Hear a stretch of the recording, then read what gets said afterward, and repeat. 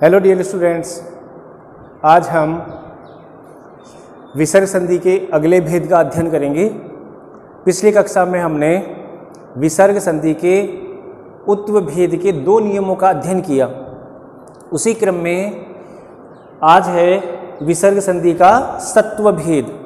सत्व से तात्पर्य है वह संधि जिसमें विसर्ग के स्थान पर स के रूप में परिवर्तन होता हो, सत्व संधि कहलाती है। जैसे पिछली संधि में विसर्ग के स्थान पर उ होता था तो उस संधि को उत्व संधि के नाम से जाना जाता था।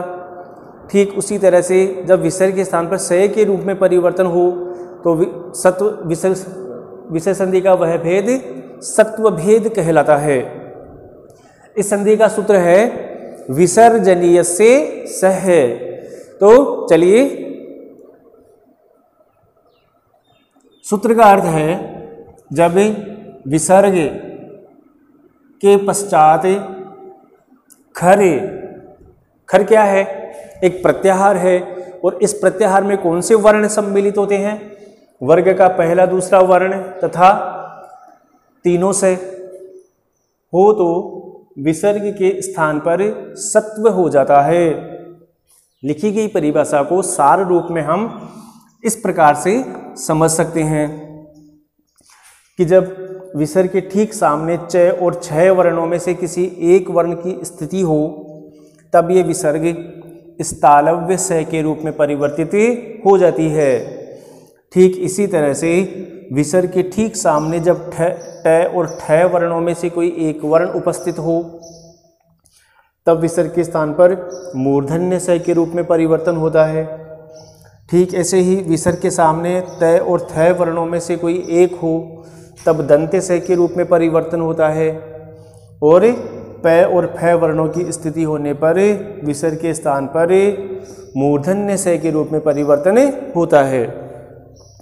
तो विसर्ग के स्थान पर होने वाले इस परिवर्तन को हम इन उदाहरणों के माध्यम से समझ सकते हैं।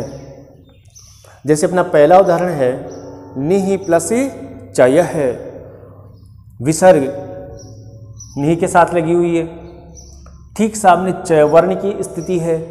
तो जब संधि करोगे तो ये विसर्ग इस च वर्ण के कारण तालव्य स में परिवर्तित हो जाएगी और रूप बन जाएगा निश्चय है। दोनों उदाहरण एक दूसरे से मिलते जुलते हैं, विसर्ग और वर्णों की स्थिति सेम है। तो इन उदाहरणों में आप संधि करोगे। अगला उदाहरण है निहि प्लस ठुर है। विसर्ग के ठीक सामने ठ वर्ण की स्थिति है। तो जब विसर्ग के ठीक सामने ट और ठ वर्णों में से कोई एक वर्ण हो तो ये विसर्ग मूर्धन्य स में परिवर्तित हो जाती है। तो रूप बन जाता है निष्ठुर है। ठीक ऐसे ही इस उदाहरण में आप संधि करोगे। अगला उदाहरण है इतः धने ततः। अब विसर्ग के ठीक सामने कौन सी वर्ण की स्थिति है? तय वर्ण की स्थिति है। तो विसर्ग के स्थान पे कौन से स के रूप में परिवर्तन होगा? दंत्य स के रूप में परिवर्तन होगा। तो रूप बन जाएगा इतस ततः। ठीक ऐसे ही विष्णु धन त्राता। अब आप सोच रहे होंगे कि सामने तो त्रय वर्ण आ रहा है और त्रय वर्ण इनमें तो कहीं नजर ही नहीं आ रहा। तो देखिए, पिछली स्वर संधि के भेद में हमने एक जगह चर्चा की थी कि जो त्रय वर्ण है ये एक संयुक्त वर्ण है जो तय और र के संयोग से बना हुआ है। तो जो परिवर्तन तय की उपस्थिति में होता है वही परिवर्तन त्रय की उपस्थिति में भी होगा, क्योंकि त्रय में कौन से वर्ण की उपस्थिति है? तय की उपस्थिति है। तो जब जोड़ोगे तो यहाँ पर विसर्ग के स्थान पर दंत्य स के रूप में परिवर्तन हो जाएगा और शब्द बन जाएगा विष्णुस्त्राता। ठीक ऐसे ही शेष बचे हुए इन उदाहरणों में आप संधि करके अपनी अभ्यास पुस्तिका में नोट करेंगे। अब इसी सत्व संधि के अगले नियम का अध्ययन करते हैं। तो चलिए शुरू करते हैं। अब है इसका दूसरा नियम, सत्व संधि का दूसरा नियम है वा सरी। देखिए सूत्र के पहले वा लगा हुआ है और वा हमेशा अथवा का ऑप्शन देता है, विकल्प का ऑप्शन देता है। तो इस सूत्र से स्थिति स्पष्ट है कि यहाँ संधि करते समय शब्दों में वैकल्पिक स्थिति बनने वाली है। वैकल्पिक स्थिति से तात्पर्य है कि जब विसर्ग के सामने सर मतलब तीनों सह में से कोई सा भी एक सह हो तो विसर्ग के स्थान पर विकल्प से सर स हो जाता है। मतलब इसी के पहले नियम में हमने पढ़ा कि जब विसर्ग के सामने वर्ग के पहले दूसरे वर्ण होते हैं तो विसर्ग के स्थान पर स के रूप में परिवर्तन होता है। अब तीनों सह में से कौन सा स होता है वो सामने उपस्थित वर्णों की स्थिति पर डिपेंड करता है। मतलब कि अगर विसर्ग के सामने दंत्य त और थ आ रहा है तब विसर्ग के स्थान पर दंत्य स के रूप में परिवर्तन होता है। इसी तरह च और छ हो तो तालव्य स के रूप में परिवर्तन होता है। ट ठ प फ हो तो मूर्धन्य स के रूप में परिवर्तन होता है। अब ये नियम क्या कहता है कि जब विसर्ग के ठीक सामने तीनों स में से कोई सा एक स हो तो विसर्ग के स्थान पर भी स ही होगा लेकिन विकल्प से होगा। मतलब अगर आप चाहो तो विसर्ग को विसर्ग रख सकते हो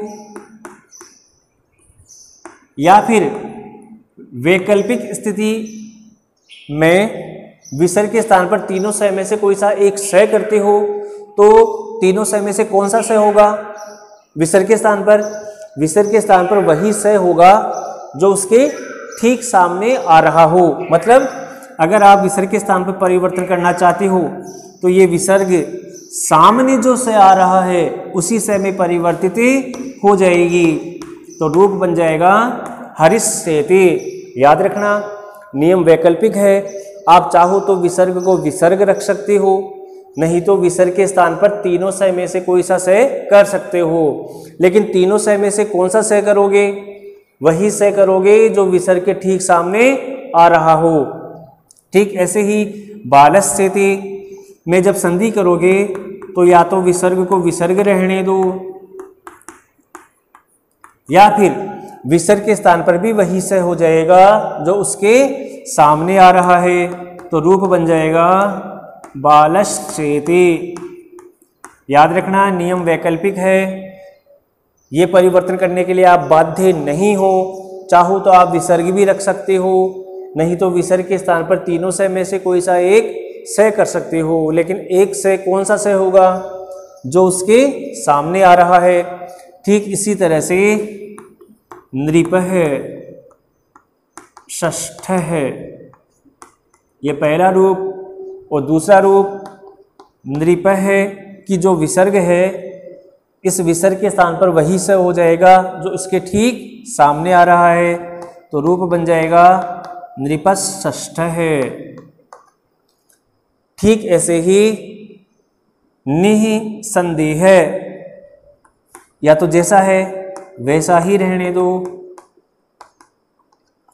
या फिर विसर्ग के स्थान पर भी वैसा ही स कर दो जैसा उसके सामने आ रहा है। ऐसे ही इन शेष दो बचे हुए उदाहरणों में आप संधि करेंगे।